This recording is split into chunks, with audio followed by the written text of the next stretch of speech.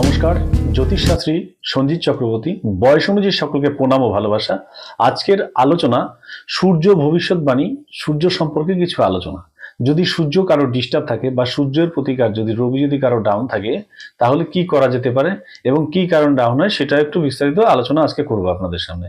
তো আজকে এটা জানা যাচ্ছে সূর্য যদি কারো অশুভ হয়, সূর্য যদি অশুভ হয় তো আপনার প্রভাবগুলো দিনে দিন খারাপ যেতে পারে। যেমন কর্মজীবনে আপনার বাধাপ্রাপ্ত হতে পারে এবং সংসার জীবনে বাধাপ্রাপ্ত হতে পারে, শত্রু আপনার বেড়ে যেতে পারে এবং তার প্রভাবে আপনার অশুভ ফল চন্দ্র পঞ্চম ঘরে বিরাজ করলে আপনার কিন্তু অন্যান্য ভালো গ্রহেরও সুযোগগুলো নষ্ট হতে থাকবে।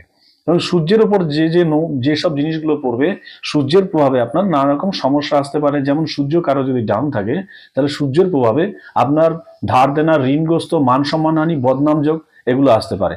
সূর্য অশুভ হলে আপনার করণীয় কি আছে? সূর্য যদি অশুভ হয় তার করণীয় কি আছে? তার করণীয় অনুযায়ী এটাই বলা যেতে পারে যে সূর্যের করণীয়, যেমন ধরুন নিরামিষ খাওয়া দাওয়া করা যেতে পারে। রবিবার করে নিরামিষ খাওয়া দাওয়া এবং এই নিরামিষ খাওয়া দাওয়া করা যেতে পারে। এবং সূর্যের আরো যেমন বিস্তারিত জানতে গেলে, সূর্য এবং অশুভ হলে চন্দ্র পঞ্চম ঘরে বিরাজ করলে এবং অন্যান্য ভালো গ্রহের সুজন সূর্যের উপরে পড়লে আপনার আয়ুও কমে যেতে পারে। এবং এর প্রতিকার হিসেবে, আপনাকে সূর্যের প্রতিকার হিসেবে আপনার অবশ্যই করণীয় উচিত মদ মাংস থেকে বিরত থাকতে হবে। এইগুলোর প্রতি আপনাকে ঝোঁক রাখলে হবে না। রবিবার করে একদম নিরামিষ খেতে হবে। আর ঘুমানোর সময় আপনার মাথার কাছে বাদাম এবং মূলো রাখতে পারেন। অবশ্যই বাদাম এবং মূলো রাখতে পারেন। যদি রবি আপনার ডাউন থাকে, সূর্য যদি ডাউন থাকে, আপনি অবশ্যই মাথার কাছে আপনার মূলো রাখুন এবং কাঁচা বাদাম আপনি রাখতে পারেন।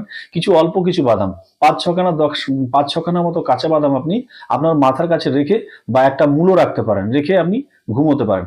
এই সকালবেলা ঘুমের থেকে উঠে এটাকে অবশ্যই আপনি জলে বা কোনো মন্দিরে গিয়ে দিয়ে আসুন। অতএব এটাও একটা প্রভাব, ভালো সূর্যের প্রভাব আপনার ভালো আসবে। এর ফলে আপনার রবি ভালো সুন্দর স্থানে নিয়ে যাবে এবং যশ আয় এগুলো আপনার বেড়ে যেতে পারে। এবং কিছু ক্ষেত্রে আরো দেখা যাচ্ছে, যদি আপনার মনে হয় যে সূর্যের প্রভাবে আপনি খুব আপনার ব্যবসা যশ মান আরো নষ্ট হতে চলেছে, তো আপনি সূর্যের প্রভাবের জন্য অবশ্যই বাদামটাকে রেখে বা বাদাম কোনো মন্দিরে দিতে পারেন বা কোনো গরিবকে আপনি বস্ত্র দান করতে পারেন। এর প্রভাবে আপনার রবি প্রভাব আরো ভালো হয়ে যেতে পারে। যেমন চন্দ্রের প্রভাবে যদি কারো ডিস্টার্ব থাকে, তাকে কি করণীয় আছে? যদি চন্দ্রের প্রভাব কারো ডিস্টার্ব থাকে, চন্দ্রের প্রভাবে দেখা যাচ্ছে যে সন্তানের দিক থেকে আপনার খুব ভালো আশা রাখা যাবে না। সন্তানের পড়াশোনার ক্ষেত্রে ডিস্টার্ব হতে পারে এবং হুটপাট মাথা গরম হতে পারে এবং আপনার নানান রকম সমস্যার দিতে চন্দ্র আপনার ক্ষমতা কমিয়ে দিতে পারে এবং আপনার বয়সের ছাপ আপনার পড়ে যেতে পারে চন্দ্রের প্রভাবের জন্য আপনার শক্তি দুর্বল এগুলো আপনাকে মনে হতে পারে। এবং চন্দ্রের প্রভাবে আপনার হুটপাট মাথা গরম হওয়ার সিদ্ধান্ত ঠিক মতো না নেওয়া এবং সন্তানের ক্ষেত্রে এই প্রভাবগুলো আপনার পড়তে পারে। তো এই প্রতিকার হিসেবে আপনাকে কি করা যেতে পারে? আপনি ভৈরবী মন্দিরে দুধ দান করতে পারেন এবং অন্যান্য ব্যক্তিদের কাছ থেকে সাহায্য কিছু অনুদান, অন্যান্য গরিব মানুষকে কিছু অনুদান আপনি সাহায্য করতে পারেন। আপনার নিশ্চিত করতে হবে যে আপনার বাড়ির যে ঠাকুর মশাই আছেন, পুরনো যে ঠাকুর মশাই, এগুলো ঘন ঘন পরিবর্তন না করা এবং সেই ঠাকুর মশাইকে কিছু দান করা, অবশ্যই এটা ভালো প্রভাব পড়তে পারে। এবং বাড়িতে আপনি সোনার টুকরো উত্তপ্ত করে, যদি ধরুন আপনার চন্দ্রের প্রভাব আসে, সোনার টুকরো গরম করে দুধের মধ্যে আপনি সোনার টুকরোটাকে ফেলে দিতে পারেন এবং সেই দুধ আপনি পান করতে পারেন। দুধটা পান করলে আপনার চন্দ্রের প্রভাব অনেকটা কেটে যেতে পারে। তবে সোনাটাকে চুবিয়ে নিয়েও আপনি রেখে দিতে পারেন।